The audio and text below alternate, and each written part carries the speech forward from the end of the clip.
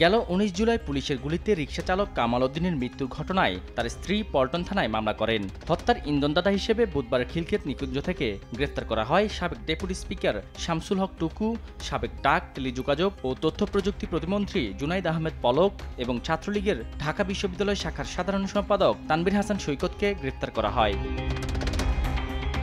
পরে বৃহস্পতিবার শুনানির জন্য বিকেলে ডিবি কার্যালয় থেকে নিয়ে আসা হয় ঢাকা মেট্রোপলিটন ম্যাজিস্ট্রেট আদালতে, রাখা হয় আদালতের গারদে। এদিকে শুনানিকে কেন্দ্র করে কঠোর অবস্থানে ছিল আইনশৃঙ্খলা বাহিনী। আদালতে তোলার পর তাদের বিরুদ্ধে 10 দিনের রিমান্ড আবেদন করে পুলিশ। বাদী বিবাদীর যুক্তিতর্ক শেষে ঢাকা মেট্রোপলিটন ম্যাজিস্ট্রেট রশিদুল আলমের আদালতে 10 দিনের রিমান্ড মঞ্জুর করেন। এদিকে রিমান্ডে সন্তুষ্টি প্রকাশ করেন বাদীপক্ষের আইনজীবী।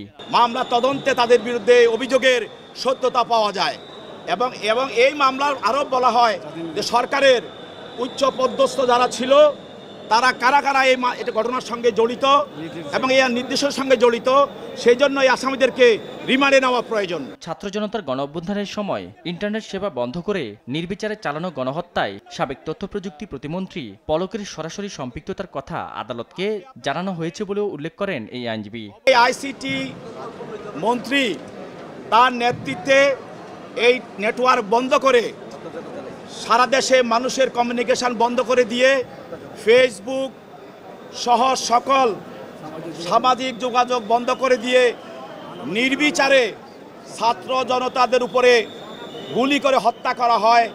সেই হত্যার সঙ্গে এই আসামিগণ সরাসরি এবং প্রত্যক্ষ এবং পরোক্ষভাবে তারা জড়িত। এর আগে ঢাকার হযরত শাহজালাল আন্তর্জাতিক বিমানবন্দর দিয়ে দিল্লি যাওয়ার সময় তাদের ফিরিয়ে দেওয়া হয়।